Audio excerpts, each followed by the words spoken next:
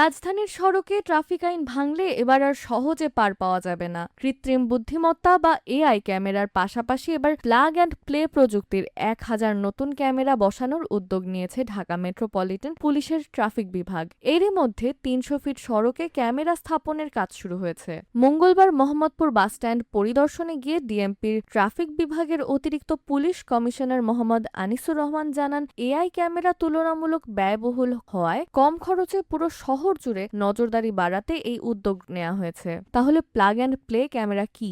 এটি এমন একটি ক্যামেরা যা সংযুক্ত করলেই কাজ শুরু করে। ক্যামেরার মেমোরি কার্ডে ভিডিও সংরক্ষিত থাকবে, পরে সেই ফুটেজ বিশ্লেষণ করে ট্রাফিক আইন ভঙ্গকারীদের বিরুদ্ধে মামলা করা হবে। বর্তমানে রাজধানীর ১৬টি গুরুত্বপূর্ণ পয়েন্টে ৩৭টি এআই ক্যামেরা চালু রয়েছে। একই সঙ্গে ধাপে ধাপে আরও ৫০টি সেমি অটোমেটিক ট্রাফিক সিগন্যাল চালুর প্রস্তুতিও রয়েছে।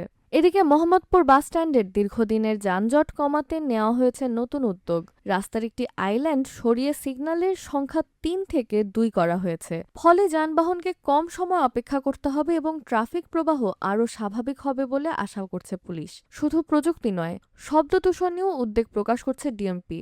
অপ্রয়োজনে হুটার, হাইড্রোলিক হর্ন ও অবৈধ লাইট ব্যবহারের বিরুদ্ধে অভিযান চলমান রয়েছে। ডিএমপির তথ্য অনুযায়ী ট্রাফিক আইন লঙ্ঘনের ঘটনায় প্রতি মাসে গড়ে ৫০,০০০-এর বেশি মামলা হয়, আর বছরে জরিমানা আদায় হয় প্রায় ১২০ কোটি টাকা।